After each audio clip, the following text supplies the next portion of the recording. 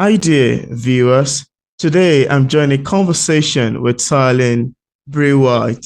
It's quite a pleasure to have Cyrlene on the show. She's one of the impressive authors that contributed to the making of the 144,000, a book that I recently finished reading.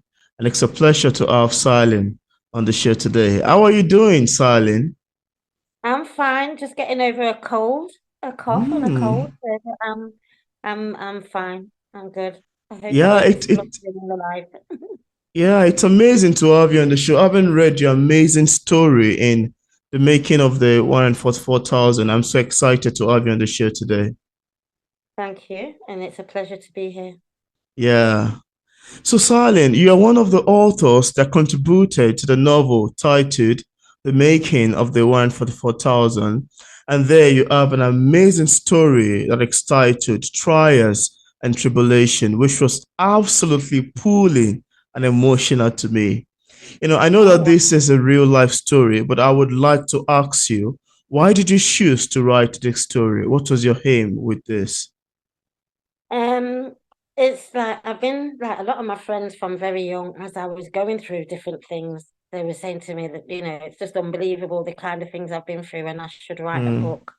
So it's about it. always been something that I was always going to do. I was always going to write this book, but when was the issue was the when was I gonna do it? And it's that before I know it, I got of age and I'm thinking, boy, I need to start writing my book now because you look around, people are passing away like no one's business, and I don't want to go to the grave with what I've yeah, I Yeah, don't want to go to the grave with my stories. I think I've got stories that will inspire and sort of help people, because it's not just telling you about my trials and tribulations, it's about how I get through it as well yeah, and how I manage to cope with life and everyday stuff and absolutely. more traumas that come, Yeah. and still stand strong in it all. So Mm, I hope, I wrote about it for people to know that they're not alone when they go through these things. And the main thing is mainly around rape and child abuse is to get it out in the open because I believe our silence is enabling it to continue. mm, So, if we're not talking about it, it's still happening. It's been yeah. happening for years. It's in our home, it happens in our home. A lot of most of it is in the home. So it's rife and the numbers are staggering. And we know the numbers aren't the full numbers because a lot of people don't report or Mm, will not talk about it. So my aim is to bring the subject in the open. mm, So younger people, like I was young when it happened to me. So if there's younger people that might see it, they'll get the courage to speak out or to tell somebody or to, write their own books, at some stage to release the trauma. Yeah. wow. That's very amazing. I love your motivation and your aim towards the story. Sounds very amazing to me, especially when trying to help other people who have been through similar experiences. Now, Silent, there are a lot of issues tackled in your story, including child abuse, which I found to be very, very pulling. We have the scenarios of rape, which is Mm. so outrageous. I cannot believe, the experiences around it, especially the person that it's coming from. And we also have Mm. suicide attempt that you attempted Mm. so many times. Mm. I'm quite excited you're able to survive that to even come on the show today. That's a good, that's a good news. And domestic Yeah. violence, systemic Mm. racism, and many, many more mentioned in the book. I would like to ask you, which of these violence has the most lasting and traumatic effect on you the most? Um, I think it's the child abuse and the rape. They're both the Mm, same to me. Have the same trauma because they affect, you know, when things like that happen when you're young, it steals away your childhood, your mm, innocence, so you have a different outlook on life when it comes to relationships, partners, and things like that. It yeah. affects that. It affected me till I don't have any children, and it's because the partner is the problem, and it's because to do with Mm, what I've been through. So it's, you don't have very much trust issues to trust people Absolutely. with your heart when it's been broken, or when you Yeah. feel abandoned. And yeah, definitely it is that. And it takes a very long time. I don't think you ever get over it. You just learn to live with it. Yeah. That's how I see it. You don't really get over things. There's always triggers, and you'll see things on the TV, or you'll hear other stories that will Mm. always remind you of what you went through, so you'll never forget. Yeah. Yeah. That's true. It takes a very long lasting effect. And sometimes Yeah. it can be very, very sad when those emotion comes back. I can Yeah, imagine. definitely. Yeah, what like might feel emotional. Might even want to cry, Yeah. at times, getting to remember all Yeah. of those things. Yeah. Now, I know that writing a real life story can be so tasking, especially when it has to do with emotional stories like yours. How do you feel during the time of writing the story? Does it leave you with any sort of emotional remembrance or imbalance? Okay. Lots of different emotions, Wow. tears, strength. When I started writing, I thought I was at a certain stage. I've got over it, because you think, I thought I was good now. I can write it. It's like I've not been affected as I was. It's got much better in the Mm, last 10 years or so. When prior to that, it was affecting me really badly. But I yeah. sort of turned sort of a corner. So I thought, yes, I'm strong enough. And when I started writing certain things and recollecting, writing the poem book, what I'm writing now, Mm, oh my gosh, the tears, I don't know where they come from. It looks like I must have made up for the 10 years, wow. worth of tears that came. And you get anger, emotions. You go through every emotion, I think. I think one time I went out and I had like I lashed out. And I know, and then I thought, why did I behave like that? And I know it's the book reliving Mm, everything, even though you don't think that it's affecting you, it really is yeah. affecting you going through it. But at the same time, there's a tremendous healing. Mm, It's like you have to go through that storm and relive all that to feel better in the end. mm, So even though I went through all that, I'm glad I did, because it's to recognize, yes, you have to acknowledge that it's still making you feel that way, and try to deal with it as best as you can. But mm, also writing it down and put it in a book and putting it out in the atmosphere. I think there's a tremendous healing that comes mm, from it, and that precedes everything. That is the main goal, the healing that comes from writing it down and wow. releasing it in the atmosphere. Just release. Mm, wow. That's very amazing to know, really. I love your take on that. I so much love your take on that. There are so many things to talk about in your story, so many things. I can go on and on and on.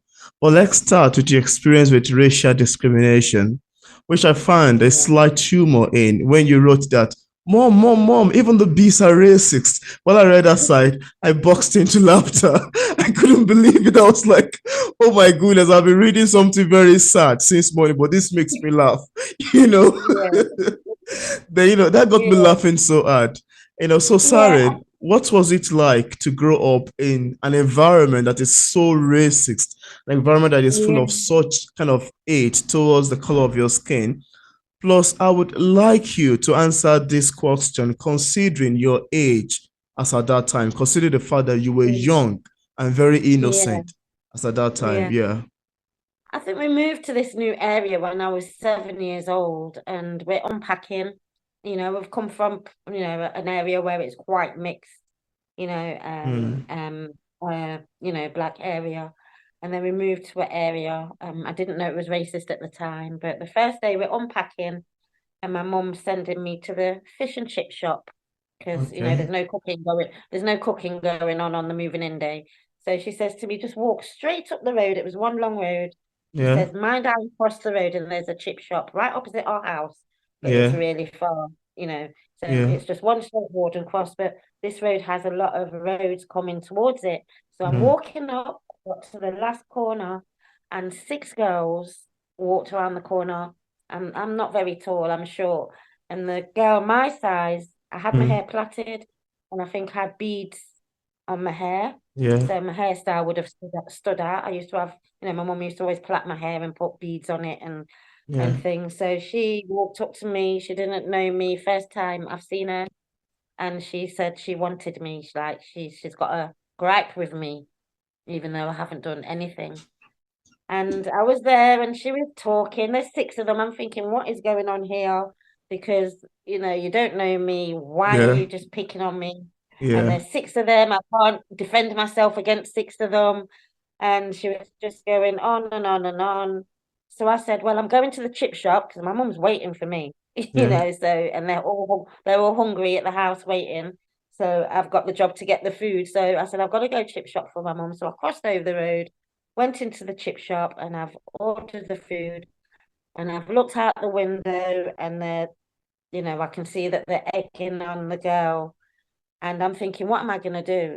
If, I can't fight the six girls, Mm. if I allow her to bully me, they're going to think I'm going to be an easy target. So Yeah. all these things were going through my mind. I didn't know what to do. And I got the chips, and I just decided as soon as she opens her mouth, because I know she's going to attack me now because I can see the egging her on, and I know like she's going to really hit me or something. Yeah. So as soon as she came with her powerful, violent mouth, I just pushed the chips in her friend's chest and fought her and got the better of her, got the chips back and scuttled off home. So yeah, I gave her a pasting.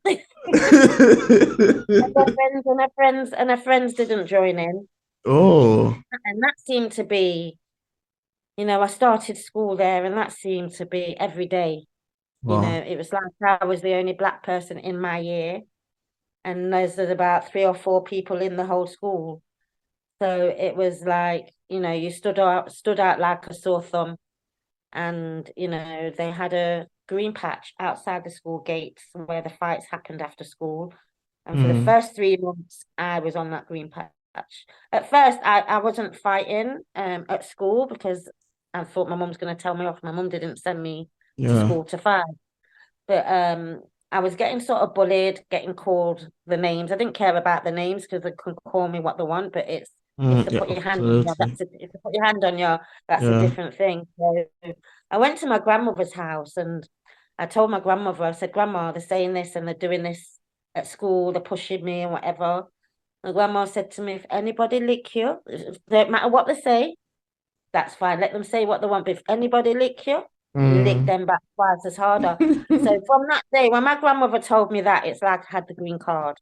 So when I Yeah. went to school and they put the hand on me, I just started fighting. And obviously, because I was fighting so much, I learned to fight good. Wow. So, it's learned to defend myself. Yeah. It weren't fighting like I went and picked on people. But if they come to trouble me, I will, I can deal with them. And that's just how it was. Yeah. Yeah. Yeah, that's how Well, it is. Yeah. that's so lovely. That's so lovely to know, really. And And I the kind of, bees, let me get back to the bees. And the bees, like one day, like, you'd be walking down the street in my area, and they'll literally be sunbathing in their gardens trying to get brown. And then they'll have the cheek to call me black, yeah, black bastard, black this, black, and you're lying there. You're not happy with your color because you're trying to get dark.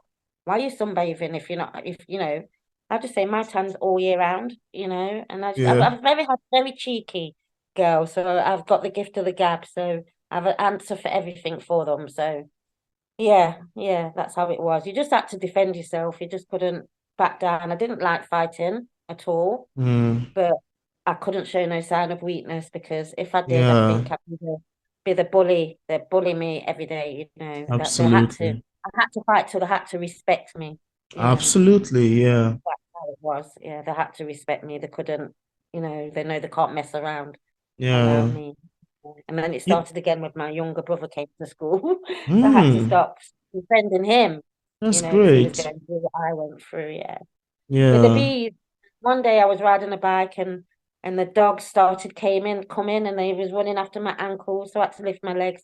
And then one day I walked past this bush, and I had this yellow skirt. We call it a rah-rah skirt, and a nice little blouse on, and yellow. Bees like yellow Yeah. and like orchid Oh. flowers. So I'm walking, and there's this bush, and I saw a couple of bees, and I'm walking, and there's a couple of bees on me. I'm like that, and then I'm walking, and then when I looked up, yes, it's all black. It's all bees. So I They're all going around my, they're all going around my skirt. So I started running home, and I ran in the house and slammed the door. And I said, Mom, even the bees are racist. They're chasing me. The bees are chasing me down the road. That got me She knew the laughing so hard, she, really. she knew the people was racist. She knew the dogs were racist. And I was telling her about the bees. That's so funny, really. And I like the fact that, there's some situation and circumstances whereby you have to stand for yourself. And you Yeah. show your vulnerable side, those ladies will have to keep beating over and over again. You're like, oh, Mm. here she comes, They might even turn you to a fool, take you for a fool and start, Yes, exactly. doing And it I knew over that and because it was over my and over again. yes, So and I it's wasn't good. prepared to take that. Yeah. Yeah, it's good to stand one's ground sometimes. That's amazing. Now, I'd also love to ask you, Siren. I'd like to say that the entire book, that means the making of the 144,000, was entirely amazing to me. And I would like to ask you what it feels like to work with other writers on a project. How do you feel being a part of this impressive work? Um, I was like, I was really like glad to be asked to be part of it because remember, I haven't written anything. I'm Yeah. not sure of, my writing abilities. Like I said, I didn't finish school. I didn't do my writing exams or Oh. anything. So I'm not sure I can write, I can spell, but I wasn't sure, writing a book, my grammar, this, that. There's so much different things I worry about. And to be asked, like with people like Dr. Leon Moss and Barr, Adrian, that have written many books and got recognition for writing. I think for me as a new writer, it's an amazing opportunity to be part of that and Oh, a big encouragement as well. And yeah. to see how other people made me see how everyone writes differently. So I Mm, didn't feel so much out of place, yeah. everyone's got their own style. So yeah. That's amazing. That's really amazing to know. Thank you so much for sharing. Now, Silent, let's talk about your attempted suicide. Yeah. Looking back, what are the things that made you to want to commit suicide? And why do you feel suicide is a way out as at that time? And again, I'd like Mm. to ask you, how were you stopped? What restricted you from doing it? Um, I was very young then. I was in my teens, Yeah. probably early 20s the last time. And, I've been through all I've been through. I lived on my own from 15 years old. So I was in Mm, my own place. And, you have life, things that upset you in life or, till you feel like you don't want to be here. So yeah. yeah, I tried it about 3 times. Wow. Um, the last time I shouldn't have been here. I woke Wow. up 4 days later in a different house, in a Wow. different area with a friend. A guy used to do some work in my house, Yeah. and if I wasn't home, he had a spare key. He used to Yeah. check on my dog. I used to have a Wow. dog. He used to walk my dog or take my dog to his house. So everyone must have been ringing, and he Wow. found me in the house. He didn't know what to do, so he took me to his family house, and he just put me in bed, and I woke up 4 days later. And Wow. I knew then that I'm here for a reason because I should Mm. not I couldn't believe I was still here. And Mm. from that day, I thought I'm here for a reason because if went through that and I'm still waking up, I'm here for a reason. And I apologized to the Most High Mm. and said, because I'm sorry and I'll never do it again. And they won't. And so I tried to live my purpose and, find that purpose. There is a reason why I'm here, and I believe there's a reason why I went through everything what I've went through, and Mm. it's not to be silenced. Yeah. And that's one thing that I found in your writing. And it's a very short story, but I found that a lot of things in there. And I'm looking forward to your book, your eventual book, which I already have hope that it's gonna be amazing. One thing I found in your writing is the fact that despite the fact that it's a very pulling, very emotional and engrossing story, there are still some bits of motivation and inspiration in it. There's still some bit of encouragement in each sad story that you've written. There's some bit of motivation. And I was like, oh my goodness, this is my best so far in this anthology. This is amazing, really. Yeah, that's an amazing one. And I really want to commend you for that. Thank you so much. Yeah. The you know, it's mentioning so many different things. I'm just giving you a touch of some of the things I will be sharing and will be elaborating on later on Mm, in my forthcoming books. So yeah. now, like that's Trial and Tribulations. So now I'm doing a poem book, and it's going to be called Trials and Revelations. Wow. So it's going to be real life stories, real life situations, but Yeah. poetry style. But everything is true Oh. and everything is real. There's nothing made up just to make the words match. Mm, The real meaning and the words and the intention behind it are real, are 100% real from my life. So it's not made up at all. So, mm, and that wasn't planned. I'm not a poet. I went to a protest, and it was about women that are going through that have long-term sexual abuse. So it's historical sexual abuse cases. So it's called His Time Is Up. And once a year, women come together and some share their stories. So I went to this event this day, and I was listening to these women on the stage sharing their stories, and I was so inspired by the bravery, by mm, them sharing their stories and standing there. So mm, like a couple of days later, I woke up and I was posting some of these women's stories on my social media, and I just felt so inspired, and poems just mm. started coming in my mind, and I don't know where from. And I was waking up at like 4 o'clock in the morning on my phone, Wow. writing these words, writing these poems. And I'm saying to Adrian, I sent this to Adrian, I said, Adrian, I've wrote this. And he goes, wow. Then every day I wrote this, I wrote this, there was coming thick and fast. And he goes, Wow. he told me I'm a fraud because he said, you've been hiding. I've been with him for 2 years and I've never written just a chapter. And Wow. then he's seen me churn out these poems, and he says, where's this come from? Where, because they're really good. And, I don't know if they're good because I'm writing them so quickly. So I think they're Mm, not quality. They're not quality, the quality isn't there because I'm writing them too fast. mm. And some of the words, like, to make it rhyme, and I'll think of a word. I don't know if it's even a proper word, and I'll Google it. It is a word, and it's in the right context. So Yeah. something is in filling me up with that. Something spiritual is happening there because it's not coming from me, and I don't have Yeah, yeah, yeah, I don't even know if they exist. But when I Google it, yeah. there. So it's like it's kind of spiritual. That's how it Absolutely. feels. Yeah, I can relate to that so much because when I first started writing, like you said, those words will come to me like someone is speaking to my ear, and I might not have heard about the word before. Like, a very strange words come to me, and it comes along the line together with those words. Like, okay, like somebody's telling you, okay, write it this way. Then when I look up those words in dictionary, I'm like, wow, it fits in so well. Like, this is my first time hearing about this word. That was why when you were talking, I was like, yeah, I can relate to Yeah, that. That's very yeah. true. It's like You know, something and that's one tells thing I you. love about writing. It's like a spiritual experience. Someone is talking to your head, and everything just comes in a divine manner. So I can relate to that. Yes, definitely, definitely. Yes, I'm glad it's not just me, so I'm on the track because I'm thinking, Yeah. where is it all coming from? It's just been like it amazed me because like I don't see myself as a great writer, No. and I don't feel like, because there's so much rules around writing, and Yeah. I just think, express yourself, and no one should be told how to express.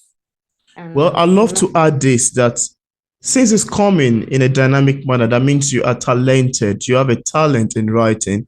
And I think that's one thing because even when I started writing, Most of the things I'm just doing, I don't even know. I'm just doing it. But when people read it, be like, wow, that's so deep. How do you get Mm. such knowledge at this young age? I'm like, okay. So it shows that you have a talent. Even you don't need to go. I'm not saying school is not good. You don't need to like be well educated, have a bachelor or have a PhD or have a master before you can write.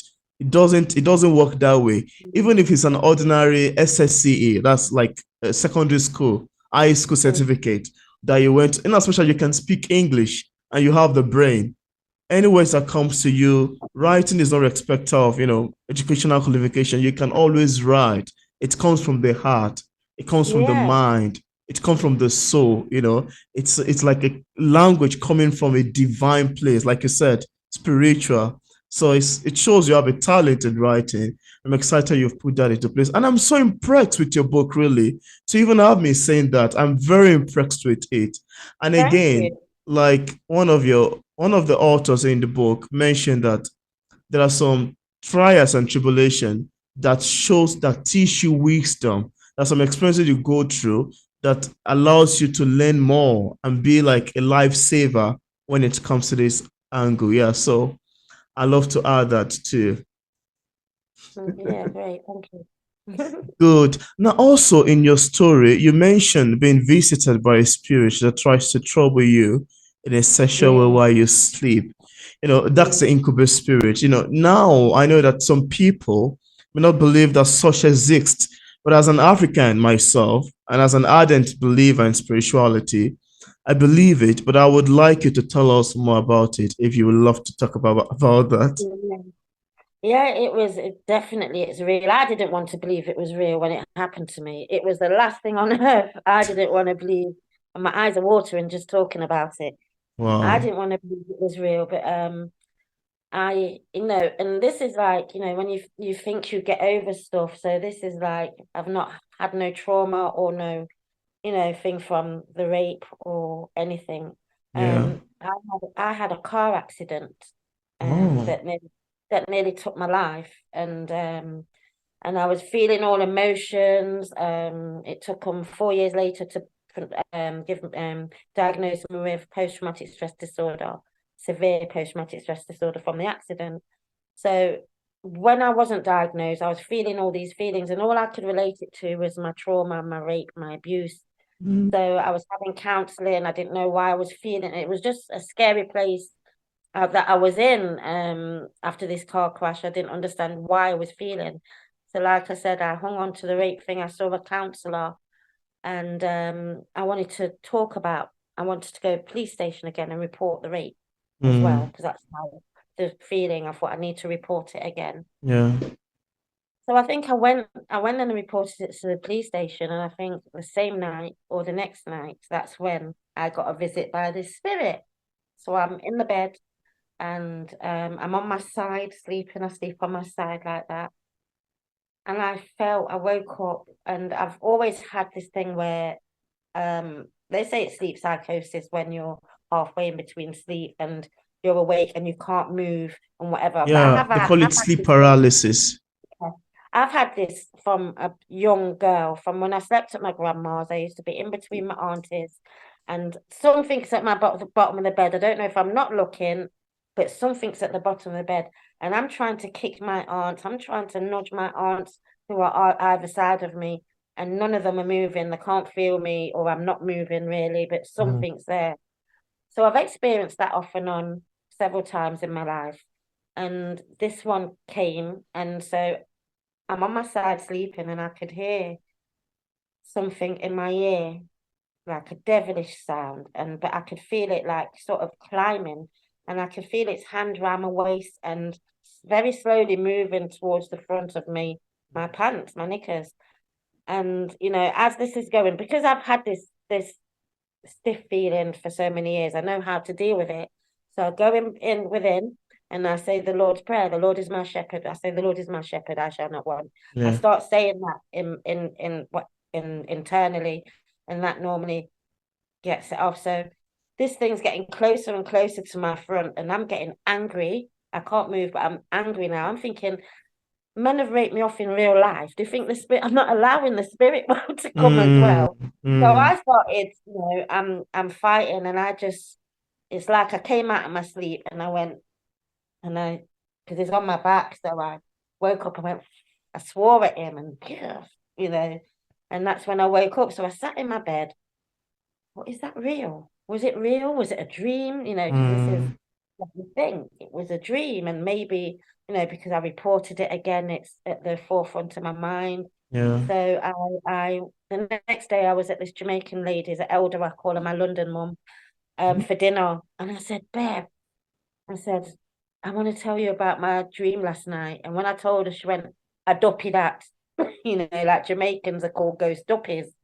And she just said straight away, it's a duppy, you know. Mm, I said, don't say that. I don't want to believe that. And, the next day I went to my bed, it happened again. wow. And it wasn't happening till I didn't sleep in my bed. And I started going within myself because I felt like I was going mad anyway, but experiencing this experience, I think, am I going crazy imagining in these things? And because I had the car accident, and I've got post-traumatic stress disorder, but didn't know at the Yeah. time, all these different emotions, I feel like I'm going crazy in my head. I feel I can't tell nobody this. No one's going to believe me, you Mm, know, and that's how it was. I didn't tell anybody. And I was sleeping on my settee. I was still at work at some point, but I weren't working well because I weren't sleeping. I would not go sleep till daytime. So wow. like 4 in the morning, that's when I'll shut my eyes. I will not go sleep in the dark, not even in my Wow. bed. I'll stay awake, because this thing's gonna come for me. That's how it felt. And then it went on for a few months. It didn't happen because I didn't go to my bed and I didn't shut my eyes in the daytime. So I went to see my auntie. We had her partner, her husband was ill. So I went down to Leicester, to visit my family. And my aunt is a pastor, a youngest auntie out of 11 aunts. She's the Mm, youngest. She married someone that lived a couple of doors away from me, when I mm, was young. So I knew that family as well. So I was very close to my auntie, and like I said to her I needed to have a chat. So I told her about my rape and my abuses because she knew nothing about all that. So I told her that, but I wow. was telling her to try to get to tell her about the rape, about the doping. So I Wow. said, there's one more thing I got to tell you, auntie. And I Wow. says, there's this ghost trying to touch me sexually in my sleep. She just went, it's the incubus spirit. I went, what? It's got a name, Mm. And she gave me her story. She's a pastor at the church, and a lot of young Mm. girls, to a lot of young girls that have been in the church. So she says girls are saying like they can't wait till they go to bed because they're having these sexual experiences. She too went through it herself. She's in bed with her husband. They're both pastors. And, she's arguing with him. Why are you touching me like that? He's saying, touching you like what? He's not touching her, but something's touching her. And Wow. she said, her that bad. Her and this thing was wrestling on the top of her stairs. Wow. She was in this spirit, literally, and a lot of the church she ran, a lot of the young girls were going through it as well. So Yeah. I know it's real because I've been through it. I used to watch all these programs as I was young, these poltergeists and all these things. And I used to think they're not real. They are real, Yeah. They things I are. went through.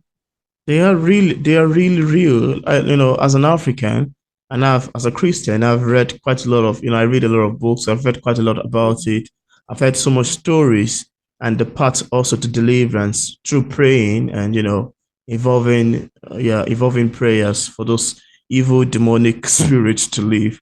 And again, when Yeah. it comes to sleep paralysis too, I think I've written about that too in one of my writing. Mm, And yeah, it also leave that also get to be overcome through prayers because scenario where you seems to be tied down, you want to carry your hand, you cannot carry it. Even if you want to call Jesus, you cannot call the name. And it's so hard. You cannot lift your leg. All those things are terrible, silly. I call them silly, useless demons. mm, But yeah. yeah, they I mean, leave, they take their leave on the place of prayer. So you just gotta I address mean, it in terms of prayers, then yeah. they'll My leave. auntie, she on her 30th birthday, she said she went to church to get rid of hers. They'd done a deep prayer, on her. She said she remembers she was curled up on the floor, Yeah. like she went back into the room. She said she felt like, and they'd done a deep prayer to get rid of hers. With me, mine, I was having an event because I run events as well. So I was having an event and I went to see two of the people, two guys that were part of the event. And it got to midnight and I thought I need to go home. I can't be at these men's houses so late.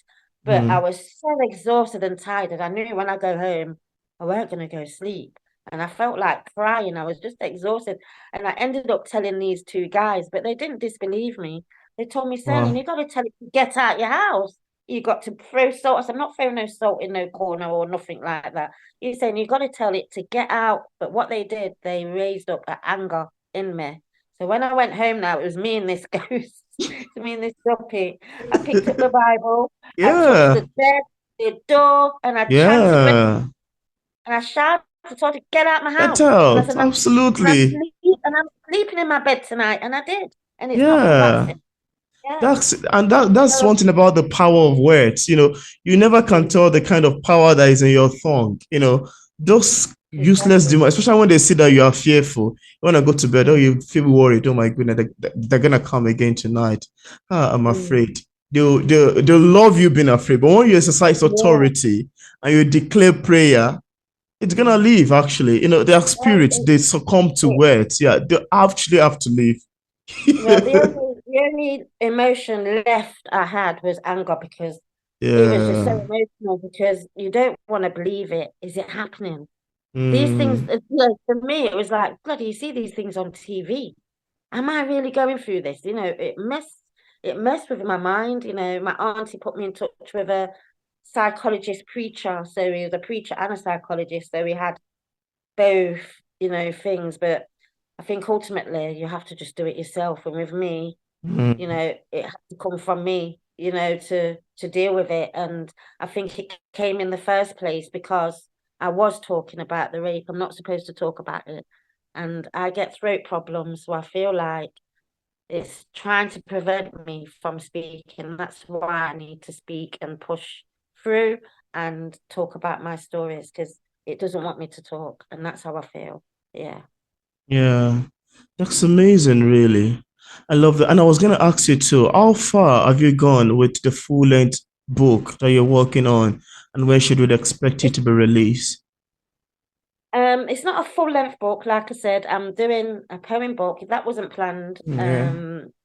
I started another title, but this poem book, I think I've got about 70. I think I've got enough for a book, so I'm just gonna put that out. I want to do because the first chapter's a bit, you know, sad and negative. I want to write the positive side because there's lots of positive things that happen as well. Mm. So, title is getting things done, Yeah. so, regardless of what you have going in your life, traumas, you still got life and you can still succeed in life. And there's ways to help you go through and get through your day. I have to get through. They say I've got complex post-traumatic stress disorder. I don't like to Mm. take on their labels, but there's certain things I do in the morning. I do things to help me function throughout the day so I don't Yeah. feel. So if you start the day right, then your day will be right, you know. Ex Yeah, so that's what I believe. And you can always have these things that you've been through. There's always going to be triggers, but it's yeah. up to you how you want to live your life. Me personally, I want to think Absolutely. about the positive. Even though I want to help other people by talking about these things, it's a Yeah. release for me. But I also want to, focus on positive things and being successful in life and Absolutely. helping other people to be a success as well and make them know no matter what you go through in life, you can still succeed. So yeah. Yeah. That's great. And I look forward to the publication of that. Hopefully, we can have you Mm. back on the show to talk about it once it's published. Yeah, yeah. Yeah. So thank you so much, Sarlene, for Yeah. accepting the invitation to come on P English Literature today to talk about your story and your upcoming book. It's quite a pleasure to have this conversation with you. Thank you. Thank you for having me. It's a pleasure to be on your show Yeah. and your feedback as well. It's good to hear about people's feedback that you don't know on Yeah. your book, so So it's great to get that feedback from you. Thank you. You're welcome. It's my pleasure as well.